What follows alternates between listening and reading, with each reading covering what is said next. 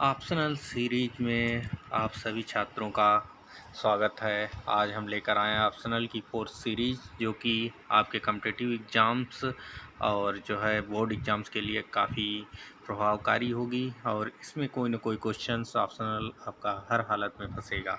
तो इसमें पहला क्वेश्चंस है, ऑप्शनल में पहला क्वेश्चन है, एक तार का प्रतिरोध 500 ओम है। इसकी वैद्युत चालकता कितनी होगी? वैद्युत चालकता, the resistance of the wire is 500 ohm. It's electrical conductivity, यानी वैद्युत चालकता क्या होती है? प्रतिरोध की उल्टी होती है। यानी चालकता बराबर हो जाएगा इक्वल टू द 1/500। 1/500 जब आपका होगा तो इसमें आपका ऑप्शन ओम इनवर्स इसकी यूनिट हो जाती है ओम इनवर्स, क्योंकि ये 1/r के हो जाएगा। तो r का मात्रक होता है ओम, तो ये हो जाएगी ओम इनवर्स, यूनिट इसकी ओम इनवर्स। तो 1/500 equal to the first option आपका सही होगा। अब हम लोग आगे बढ़ते हैं सेकंड क्वेश्चन की ओर, उसको देखते हैं इसमें क्या है। ये है क्वेश्चन ये रहा क्वेश्चन आपका सेकंड। एक तांबे के तार को खींचकर 1% लंबाई में वृद्धि कर दी जाती है तो प्रतिरोध में परिवर्तन होगा।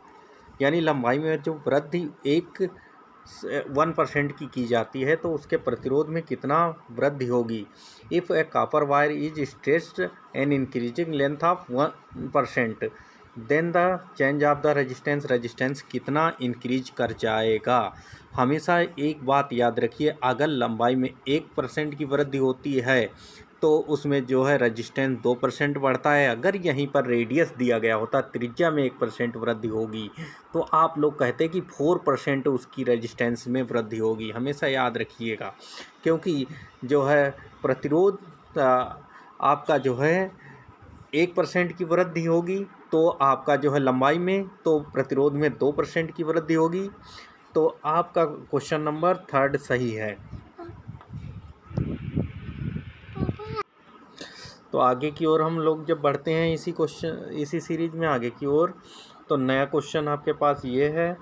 ये एक बार बताया है लेकिन काफ़ी इंपॉर्टेंट क्वेश्चन रहता है, इसलिए इसको हम पूछ लेते हैं बार बार। जब वैद्युत द्विध्रुव को एक समान विद्युत क्षेत्र में रखा जाता है तो द्विध्रुव पर लगने वाला कुल बल और बलाघूर्ण कितना होगा? When electric dipole placed inside a uniform uniform electric field, तो बल F, force F and tau कितना होगा? तो force F equal to the net force equal to the zero हो जाता है, और टाउ जो है आपका जीरो नहीं कभी होता है। तो हमेशा ऑप्शन नंबर सेकंड आपका सही हो जाएगा यहाँ पर। अब इसी पर सीरीज में हम आगे की ओर बढ़ते हैं, क्वेश्चन नंबर 4 की ओर। ये देखिए बहुत इंपॉर्टेंट क्वेश्चन है जो चौथा है। ये कंपटीशन से लगा के बहुत सारी विभिन्न प्रतियोगिताएं भी दोगे उसमें भी फंसेगा, और इसमें भी अक्सर आता है। कम से कम हर एक कंपटीशन एग्जाम में ज़रूर पूछ लिया जाता है, किन पदार्थों का ताप गुणांक ऋणात्मक होता है? इसमें बहुत सारी चीज़ें सॉल्व हो जाती हैं। अभी हम बताते हैं किन पदार्थों का ताप गुणांक ऋणात्मक होता है, यानी ताप के बढ़ाने पर उसकी जो है चालकता बढ़ जाए। तो वो किस में होता है? धातुओं में तो होता नहीं, मेटल में रेजिस्टेंस, यानी अगर टेम्परेचर हम इंक्रीज करते हैं तो आर क्या होता है? बढ़ जाता है, प्रतिरोध बढ़ जाता है। अर्धचालक में ये होता है, यानी ऑप्शन नंबर सेकंड आपका सही होगा। अचालक में तो कोई फ़र्क ही नहीं पड़ता है। अर्धचालक में क्या होता है? ये सेमीकंडक्टर फोर्थ ग्रुप के एलिमेंट होते हैं, वो सेमीकंडक्टर कहलाते हैं। ये एक दूसरे से कोवैलेंट बॉन्ड से बंधे होते हैं। इधर कोवैलेंट बॉन्ड बना लेता है, ये इधर के जर्मेनियम के साथ बना लेता है, ये इधर के फोर्थ ग्रुप के एलिमेंट के साथ बना लेता है, और ये इधर के साथ में। जैसे आप टेम्परेचर देते हो तो ये क्या होते हैं? ये कोवैलेंट बॉन्ड क्या होते हैं? टूटते हैं। जब कोवैलेंट बॉन्ड टूटते हैं तो इलेक्ट्रॉन क्या होते हैं? फ्री हो जाते हैं, ज़्यादा से ज़्यादा इलेक्ट्रॉन। इसीलिए यहाँ पर क्या होता है कि किन पदार्थों का ताप गुणांक ऋणात्मक होता है, तो आप बिना सोचे समझे आप कह सकते हो अर्धचालकों का ताप गुणांक ऋणात्मक होता है। टेम्परेचर कॉफिशिएंट जो होता है निगेटिव होगा आपका अर्धचालकों का। चलिए बढ़ते हैं नेक्स्ट क्वेश्चन की ओर। ये क्वेश्चन नंबर 5 आ गया।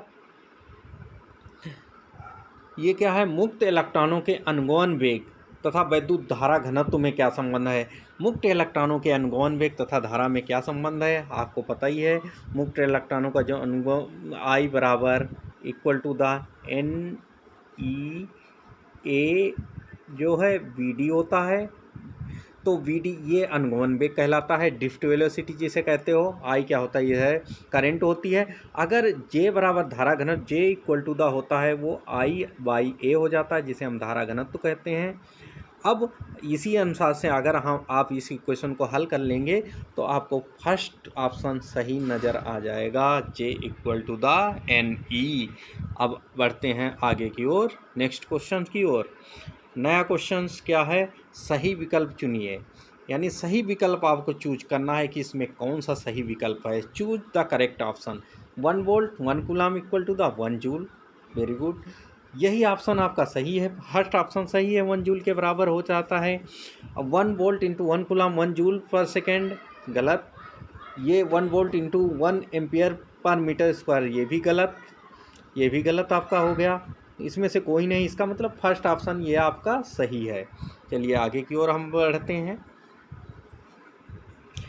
विशिष्ट चालकता का मात्रक क्या होता है। मात्रक भी जरूरी है क्योंकि कई दफ़ा क्वेश्चंस में बनाते समय यही पूछ लिया जाता है डेफिनेशन कि इसके मात्रक क्या है। विशिष्ट चालकता, the unit of specific conductivity. तो ये क्या होती है, विशिष्ट प्रतिरोध रो के व्युत्क्रम को, इन्वर्स को ही, रो के इन्वर्स को ही हम लोग स्पेसिफिक कंडक्टिविटी कहते हैं। तो इसे म्यू इक्वल टू द, आपको पता है कि 1/रो से लिखा जाता है। तो रो की यूनिट होती है ओम मीटर होती है, तो 1/ओम मीटर ये आपकी यूनिट इसकी हो जाएगी। यानी इसका सेकेंड ऑप्शन आपका सही हो जाएगा।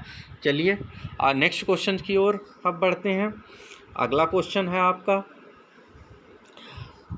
वही क्वेश्चन है और जो अभी मैंने पूछा वही क्वेश्चन लगभग है, टेम्परेचर कॉफिशिएंट से ही रिलेटेड है। तो आपको देख के ही पता चल जाएगा कि इस ऑप्शन, इसका आंसर कौन सा सही है। अर्ध चालक की वैद्युत चालकता पर ताप का क्या प्रभाव पड़ता है। यानी what is the effect of temperature on the electrical conductivity of semiconductors. यानी उसकी विद्युत चालकता पर क्या प्रभाव पड़ता है। यानी विद्युत चालकता बढ़ेगी कि घटेगी ताप के साथ। कौन सा ऑप्शन सही होगा, ताप बढ़ाने पर बढ़ती है पहला, और दूसरा हो गया ताप बढ़ाने पर घटती है।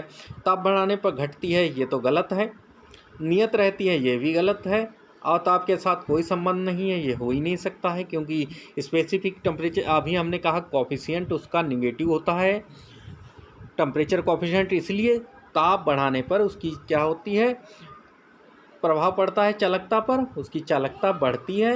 यानी उसका प्रतिरोध कम होता है, कोवेलेंट बॉन्ड टूटते हैं जिससे इलेक्ट्रॉन, मुक्त इलेक्ट्रॉन ज़्यादा से ज़्यादा फ्री हो जाते हैं। अब हम आगे की ओर बढ़ते हैं। नेक्स्ट क्वेश्चन, 8वां क्वेश्चन ये रहा आपका। देखिए थोड़ा पढ़ने की कोशिश करिए, क्वेश्चन बहुत अच्छा है। 1 × 10⁻⁷ मीटर स्क्वायर अनुप्रस्थ काट वाले तार में 3.6 एम्पियर की धारा प्रवाहित हो रही है। धारा घनत्व होगा, a current of 3.6 ampere is flowing in the 1 इतने metre square cross section wire में। Current density will be, current density कितनी होगी, जो कि अभी आपको पता है, बताया गया है कि J इक्वल टू द होता है I/A, जहाँ पर A क्या होता है, क्रॉस सेक्शन एरिया। तो क्रॉस सेक्शन आपके पास मीटर स्क्वायर में दिया गया है, आपको कुछ करना ही नहीं है, आराम से इस क्वेश्चन को हल कर लेना है। तो मैं अगर इसमें सारी वैल्यू रखता हूं तो इसका फर्स्ट ऑप्शन सही है। फिलहाल आप लोग भी चेक कर लीजिए, हो सकता आपको कुछ इसमें डिस्क्रिपेंसी नज़र आए तो आप इसको पुट अप कर सकते हैं कमेंट के माध्यम से। चलिए आगे की ओर हम बढ़ते हैं। अब नेक्स्ट क्वेश्चन है जो लास्ट क्वेश्चन है, तो वो आपका है, एक कमरे में सप्लाई वोल्टेज 120 वोल्ट है। लीड वायर का प्रतिरोध, यानी उसके जो लीड वायर का प्रतिरोध है वो 6 ओम है। एक 60 वाट का बल्ब पहले से ही जल रहा था।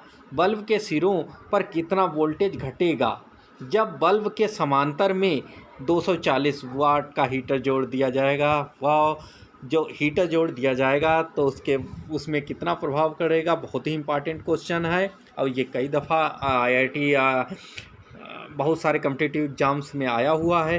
इसका जो है पूरा सॉल्यूशंस मैं आप नेक्स्ट वीडियो में आपको दे दूंगा। फ़िलहाल यहाँ पर आप कोशिश करिए हल करने की। तो जैसे हम लोग इसको निकालते हैं इसके साथ में टेम्परेचर के साथ में वोल्टेज को, तो इसमें जो है 10.41 वोल्ट क्या हो जाएगा, कम हो जाएगा वोल्टेज इसका। 10.41 वोल्टेज कम हो जाएगा। तो इसको कायदे से देख लीजिएगा। नीट जेई के लिए काफ़ी इंपॉर्टेंट क्वेश्चन है ये। और बाकी जो सीयू का एग्ज़ाम होने वाला है कंबाइंड यूनिवर्सिटी, उसमें भी काफ़ी इंपॉर्टेंट ये क्वेश्चन आपके रहेंगे। आप इन क्वेश्चन को हल करिए और उस कमेंट के माध्यम से यदि कोई इसमें विसंगति आपको नज़र आती है कि ये क्वेश्चन में और अच्छा किया जा सकता है, तो आप कमेंट के माध्यम से आप मुझे बता भी सकते हैं। इसी के साथ आज की क्लास समाप्त होती है। जय हिंद।